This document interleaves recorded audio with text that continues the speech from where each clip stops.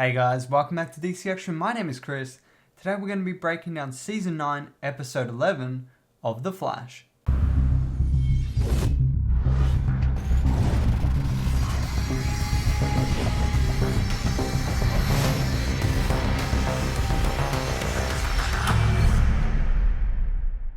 Alright, so as always, before getting into the breakdown, there will be spoilers ahead for the episode, so make sure you watch it before watching this breakdown.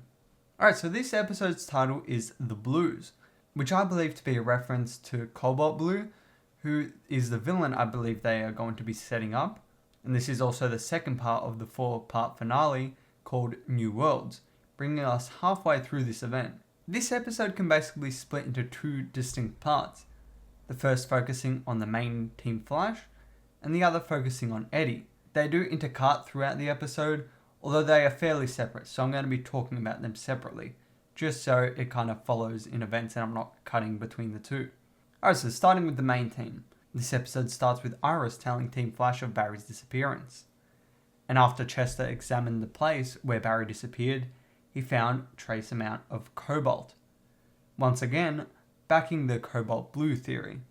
They realize Barry was taken by someone or something, and Mark comes back offering his help in finding Barry.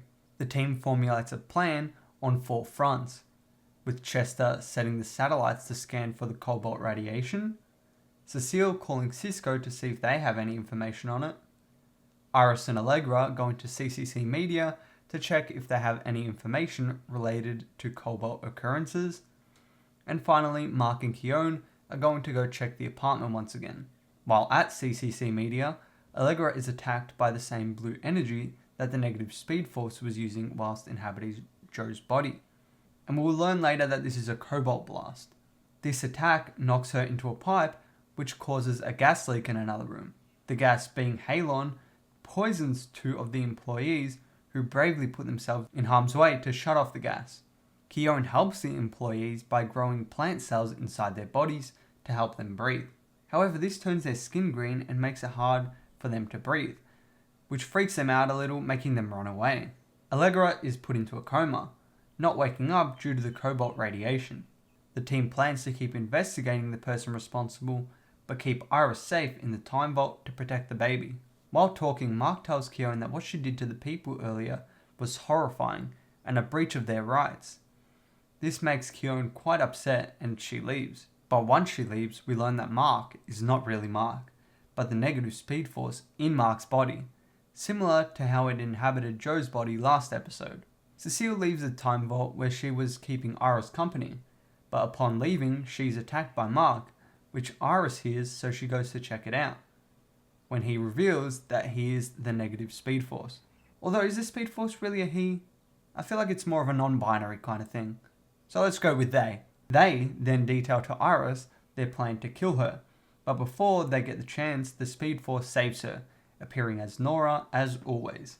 However, because the Speedforce is being attacked by the negative forces on the cosmic plane, they are weak, and therefore cannot stay on Earth for long. The Speedforce mentions that Keown is capable of stopping the negative Speedforce, but the problem is she ran away earlier.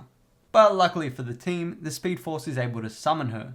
The two of them then talk, the Speedforce encouraging Keown to embrace what she really is, which later she claims to be a goddess, making her name all the more fitting, as Keown is the Greek goddess of snow.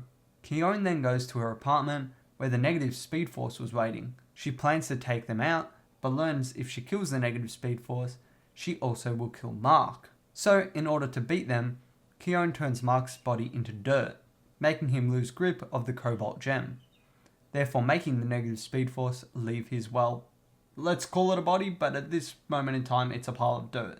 Keown is able to remake Mark through using the dirt, but this time leaving the gem away from him, giving Mark his own body back.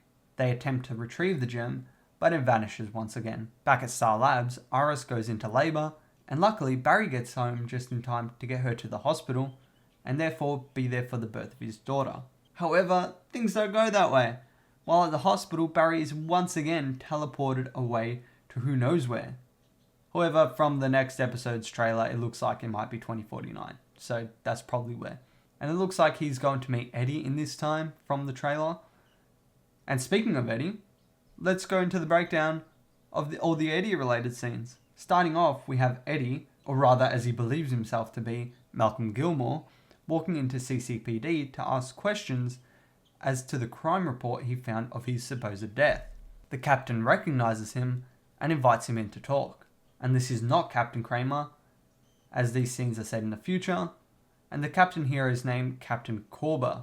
The captain asks for Gilmore's ID, but for a second it is mysteriously blank until all of the information appears, where we see his first name is Malcolm, and he was born on the 30th of January 2017, making his birth after he died in Season 1, as that was in May of 2015. While still at the captain's office, Malcolm hears a mysterious voice telling him to find someone, after which he gets freaked out and leaves.